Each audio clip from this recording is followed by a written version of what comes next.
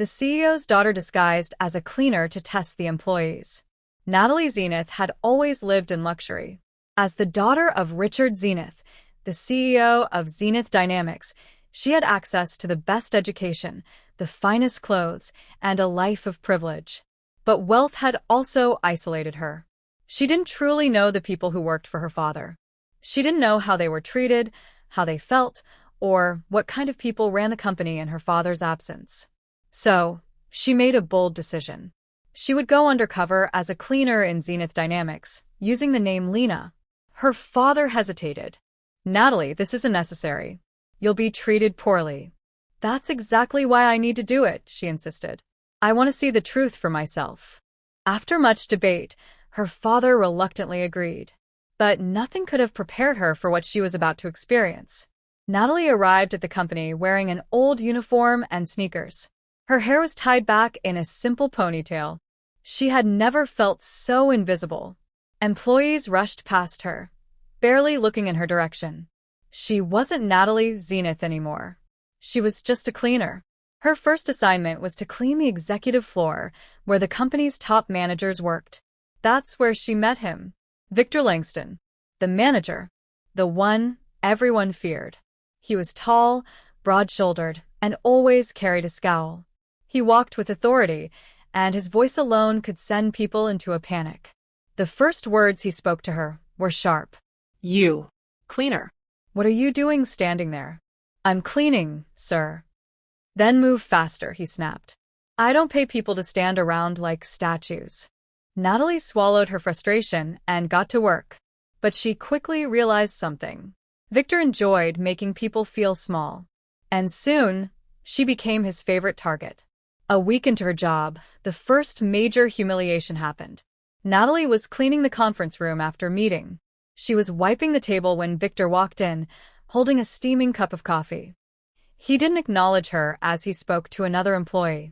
"This company is full of incompetent fools," he was saying. "People these days don't know how to work hard." Natalie ignored him and continued cleaning. But then, as she bent down to pick up a crumpled napkin, Victor extended his hand and poured his hot coffee onto the floor. The brown liquid splattered across the clean tiles. He turned to her with a smirk. "Oops," he said. "I made a mess. Clean it up." The other employees in the room fell silent. Some looked uncomfortable. Others tried to suppress their amusement.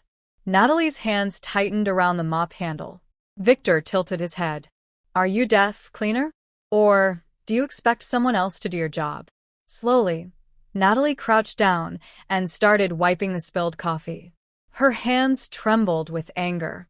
Victor chuckled and turned back to his conversation, as if she wasn't even there. Emma, the only employee who treated her kindly, later found her in the break room. "That was awful," Emma whispered.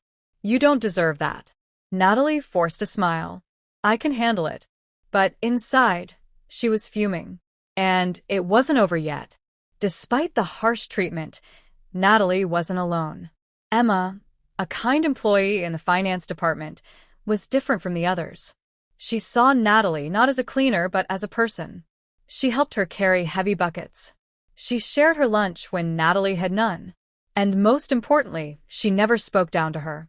But Natalie also saw the fear in Emma's eyes when Victor was around. "He's been like this for years," Emma confided one afternoon. "Everyone's afraid of him. He treats lower-level employees like dirt." Natalie clenched her jaw. That's going to change. But first, she had to endure more humiliation. Another humiliation came when Natalie least expected it. It was a Friday afternoon. She was mopping the hallway outside Victor's office. Inside, a group of executives were having a heated discussion. Victor stormed out, his face red with anger. A client had pulled out of a deal, and he was looking for someone to take his frustration out on. Unfortunately, Natalie was standing right there. "Move," Victor barked. She quickly stepped aside, but not fast enough. The edge of her mop bucket wobbled, and a small splash of water landed on Victor's expensive shoes. The hallway went silent. Natalie's stomach dropped. Victor turned slowly and stared at her. "What did you just do?" His voice was dangerously low. "I'm so sorry, sir," Natalie stammered. It was an accident. Victor's eyes darkened. Without hesitation, he grabbed a glass of water from a nearby desk and poured it over her head. The cold liquid soaked her hair, her uniform, her face. Laughter erupted from the office. Emma gasped in horror. Victor crossed his arms. Maybe that will teach you to be more careful, cleaner. Natalie stood completely still, water dripping from her chin. Her pride burned with humiliation. He had no idea who she was. But soon he would. That night, Natalie sat in her tiny apartment, staring at her reflection in the mirror. She had come here to learn the truth about Zenith Dynamics. Now, she had seen enough. Emma had tried to comfort her, but Natalie wasn't sad anymore. She was angry. She clenched her fists. Natalie sat down with her father, Richard Zenith, that evening. She wiped a drop of coffee from her sleeve, a stain from Victor's cruelty, and looked him in the eye. "I'm ready," she said. "It's time." Her father sighed. "Are you sure?" She nodded. "I've seen the truth. I know who deserves to stay and who doesn't." Richard leaned back, stroking his chin. "Then let's make this reveal something they'll never forget." Before she revealed her true identity, Natalie wanted to see just how far Victor would go. So, she showed up to work the next morning as Lena, the cleaner, one last time. She kept her head down as she mopped the hallway near the executive offices. As usual, people walked past her without a glance. Then she heard Victor's booming voice from inside the boardroom. "The CEO is coming today," he announced. "Everyone needs to be perfect. I won't tolerate any mistakes." Natalie smirked. He had no idea. But just as she was about to move away, Victor stormed out of the boardroom and stopped right in front of her. His eyes narrowed. "You again?" Natalie didn't respond. She knew what was coming. "You're always in the way," he sneered. Then he kicked over her bucket, spilling dirty water all over the floor. Gasps filled the hallway. Employees stopped in their tracks, staring. "Clean it up," Victor ordered coldly, "before the CEO arrives." Natalie clenched her fists. That was the last straw. She took a deep breath, stood up straight, and looked Victor in the eye. "No," she said. A stunned silence fell over the hallway. Victor's face darkened. "Excuse me? I said no." Natalie's voice was calm, but firm. "I'm not cleaning up your mess this time." Victor's nostrils flared. He took a step toward her, towering over her like a predator over prey. "You're just a cleaner," he spat. "I could have you fired in seconds." Natalie's lips curled into a small smile. "I'd like to see you try." And with that, she turned and walked straight toward the CEO's office. Whispers filled the office. Employees followed her with wide eyes, confused and curious. Victor stormed after her. "Where do you think you're going?" he demanded. But Natalie didn't stop. She pushed open the door to the CEO's office where her father, Richard Zenith, was already waiting. She removed her cleaning cap, shook her hair loose, and stood tall.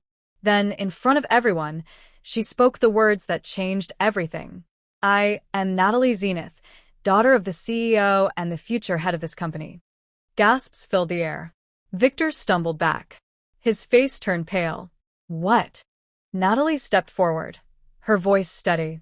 "For weeks, I have worked here as a cleaner, watching how employees are treated. And what I saw was disgusting." She turned to the crowd. "Many of you were kind, hardworking, and respectful. But others," her eyes landed back on Victor, "abused their power." Victor's mouth opened and closed like a fish gasping for air. "You treated me like dirt," Natalie continued, "because you thought I was beneath you." Richard Zenith finally spoke. His deep voice carried across the room. "Natalie has given me a full report, and I'm making some changes." All eyes turned to him.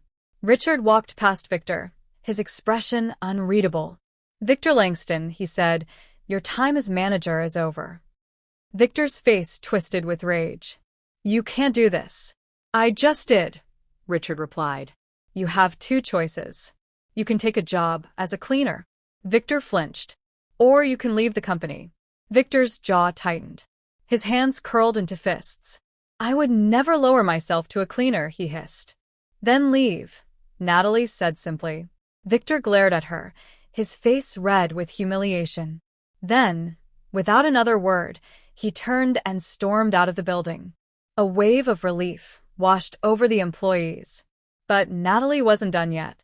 She turned to Emma, her only true friend. "Emma," she said, "you saw me as a person even when no one else did. And I need someone like you to lead this company." Emma's eyes widened. "What?" Natalie smiled. "Congratulations. You're the new manager." Tears welled in Emma's eyes. The other employees cheered. Natalie had seen the best and worst of the company. Now it was time to rebuild. And this time, Zenith Dynamics would be a company built on respect. A week later, Natalie stood in her father's office, now her office. She looked out over the city, knowing that everything had changed. Employees now smiled in the hallways. They greeted janitors by name. Fear no longer ruled the company. Emma was thriving as a manager. And Victor? He had left in disgrace. Natalie had proven something important. True power isn't about position. It's about character. And now, as the new CEO, she was ready to lead Zenith Dynamics into a new era. One built on kindness, fairness, and justice. If you find this story interesting, please don't forget to like and subscribe to get more interesting stories like this.